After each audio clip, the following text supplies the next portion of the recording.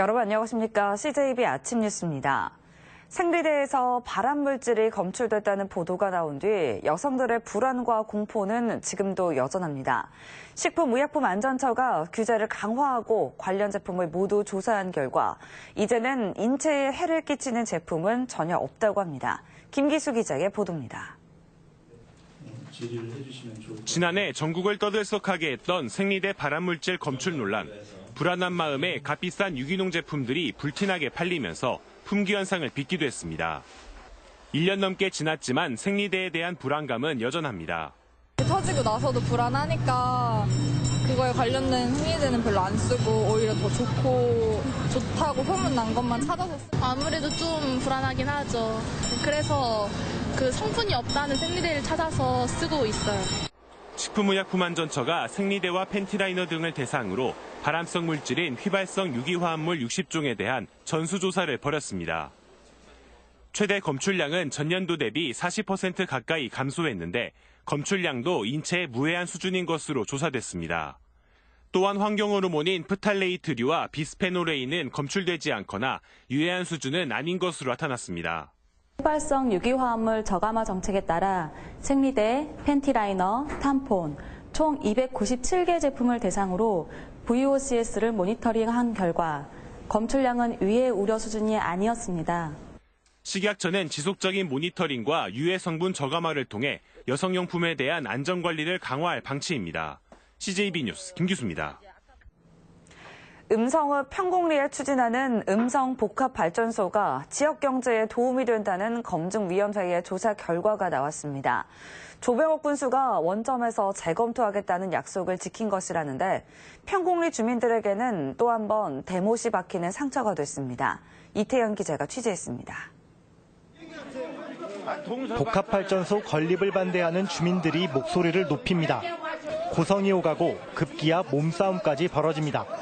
공무원들이 나서 말려보지만 주민들의 흥분이 가라앉지 않습니다.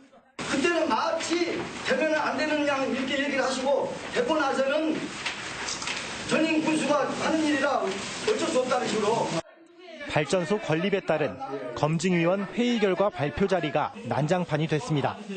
검증위는 발전소 건립에 따른 환경이나 소음 등 주민 피해는 적고 발전소로 인해 세수가 증가해 지역 경제에는 큰 도움이 될 것이라고 밝혔습니다. 대기질과 관련하여 미세먼지와 질소 산화물, 대기 오염물질은 환경부의 법적 기준 이하로 조사가 되었고 건립 부지인 음성읍 평곡리 주민들은 검증 결과를 수용할 수 없다고 주장합니다. 3개월간의 연구기간 동안 주민들의 의견은 단 한 차례 들어보지도 않았고 농업 분야의 전문가도 포함되지 않은 엉터리 검증이라고 비판했습니다. 정말로 당신네들이 저걸 일을 했나? 우리가 설명을 하면서 대화도 해야 될 거 아닙니까? 지난 선거 당시 원점에서 재논의하겠다는 군수의 약속에 따라 진행된 발전소 검증위원회. 하지만 소통 없이 도출된 결과에 주민들의 반발 수위는 더 거세지고 있습니다. CJB 뉴스 이태현입니다. 제천 화재 참사 1주년을 맞아 한창섭 행정부지사는 기자회견을 열고 피해자와 유가족에 대한 구호와 소방 관련 법령 개선 등 사고 수습과 재발 방지에 최선을 다해왔다고 밝혔습니다. 참사 이후 소방차 긴급 통행로 확보를 위한 주정차 특별금지구역 지정 등 도로교통법과 관련 건축법 등을 개정하였으며 재난안전 취약시설에 대한 안전점검이 실시됐습니다. 도소방본부도 올해 309명의 소방 인력을 충원한 데 이어 2022년까지 809명을 추가로 뽑을 계획입니다. 충북에서도 북한 김정은 위원장의 서울 답방을 환영하는 단체가 결성돼 논란이 커지고 있습니다. 진보 진영의 여성단체 회원들과 더불어민주당 소속 여성 지방의원들이 참여한 충북 여성환영위원회는 평화와 통일을 지지하는 광범위한 연대를 통해 김정은 위원장의 답방을 환영하고 평화운동을 실천하겠다고 밝혔습니다. 이에 대해 자유한국당 충북도당은 어처구니 없는 일이라고 비판했고 민주당 소속 여성 시군 의원 4명 가운데 3명이 사퇴 의사를 밝혔습니다. 소액의 채무에 발목이 잡혀 경제활동에 어려움을 겪는 취약계층을 위해서 한국자산관리공사가 빚을 면제해주는 재기 프로그램을 운영하고 있습니다. 그런데 제도를 몰라서 혜택을 받지 못하는 연체자가 상당히 많습니다. 조상우 기자입니다. 50대인 이 남성은 17년째 갚지 못했던 카드사 등 5곳에 진 빚 560만 원을 완전히 면제받았습니다. 한국자산관리공사 캠코의 장기 소액 연체자 재기 지원 프로그램을 통해서입니다. 그러니까 원금은 사실은 따지고 보면 한 1,000만 원 정도도 안 되는 걸로 알고 있는데 그동안 10년 동안 쌓인 이자를 생각해 보니 꽤 많은 4, 5천씩 막 이렇게.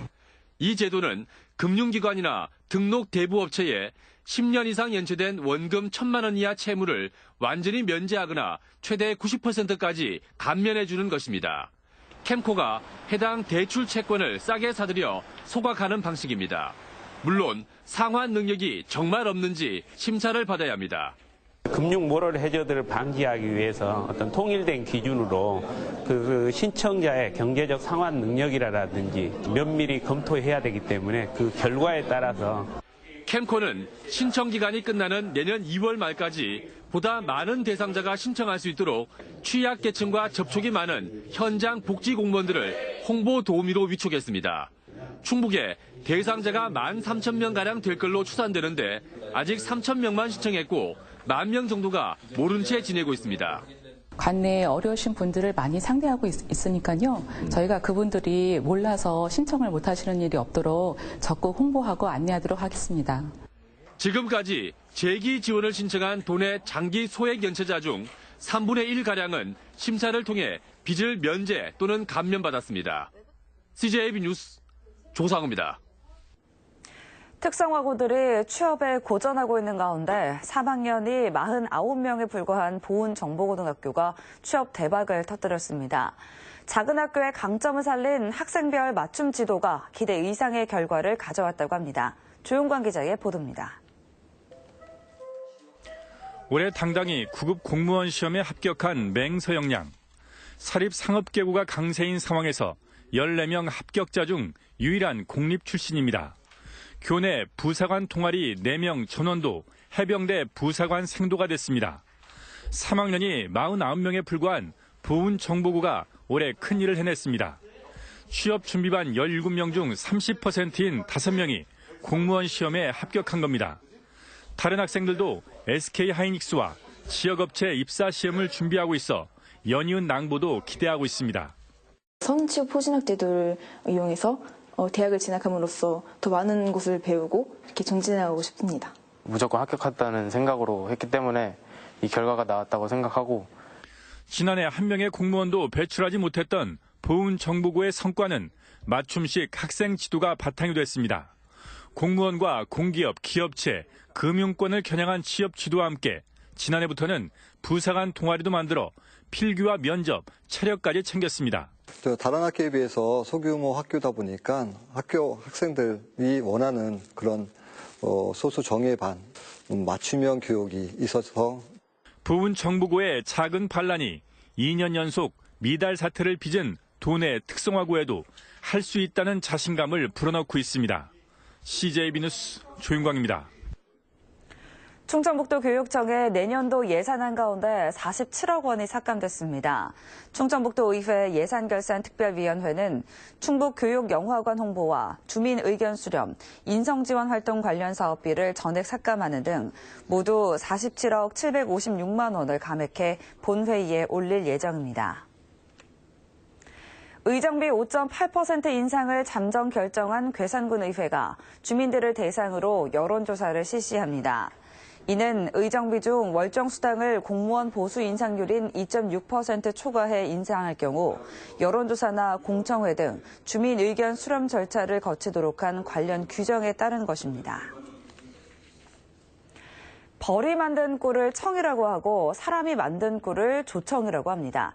좋은 재료와 정성 그리고 기다림이 있어야만 완성되는 전통 감미료인데요. 조청을 가업으로 잇는 영동의 장인을 만나보시죠. 구준회 기자입니다. 엄선한 쌀과 엿기름에 생강과 배를 함께 갈아 넣고 8시간 이상 숙성시킵니다. 재료들이 어울려 빚어낸 달달한 연물을 고운 자루에 넣어 몇 시간이고 맑게 걸러냅니다. 이어 은근한 불에 달이길 수시간, 30여 시간의 고된 작업 끝에 마침내 갈색빛의 깊은 단맛을 간직한 조청을 만들어냅니다.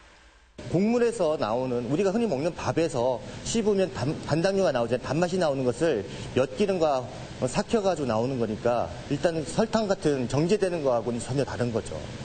전통 수작업 방식으로 만든 조청은 건강을 중시하는 웰빙 바람을 타고 전국에서 택배 주문이 밀려들고 있습니다.